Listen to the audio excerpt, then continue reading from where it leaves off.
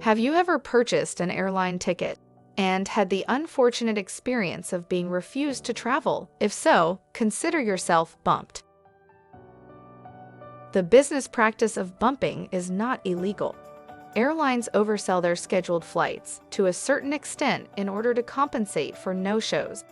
Most of the time, airlines correctly predict the no-shows and everything goes smoothly.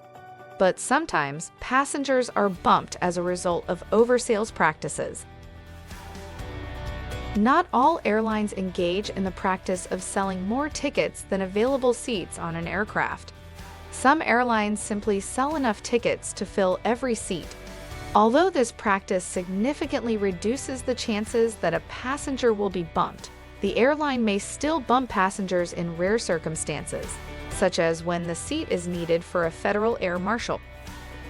It's important for passengers to understand why they may be asked to give up their seats and what rights they may have. Before an airline forces a passenger to give up his/her seat due to overbooking, the airline must ask passengers on the flight if they are willing to give up their seat voluntarily in exchange for compensation. Voluntarily giving up your seat. When a flight has more passengers who are ready to fly than there are seats available, airlines must first ask passengers to give up their seats voluntarily in exchange for compensation before bumping anyone involuntarily. Airlines may offer passengers incentives, such as money or vouchers, to volunteer. There is no limit to the amount of money or vouchers that the airline may offer, and passengers are free to negotiate with the airline. If an airline offers a reduced rate ticket, free ticket, or a voucher to passengers in exchange for volunteering to fly on a different flight, the airline must tell passengers about any and all restrictions that may apply to the use of the reduced rate ticket, free ticket, or voucher before passengers decide whether or not to give up their confirmed reserved space on the currently oversold flight. Other reasons you may be removed from a flight.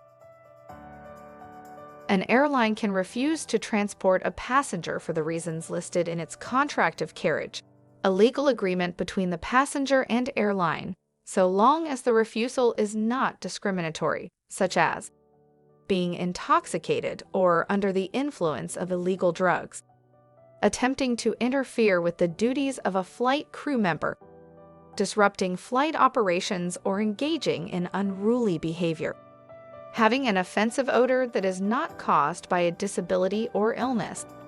FAA regulations state that no person may assault, threaten, intimidate, or interfere with a crew member in the performance of the crew member's duties aboard an aircraft being operated. If you have questions or need assistance in filing a complaint, please use the posted information.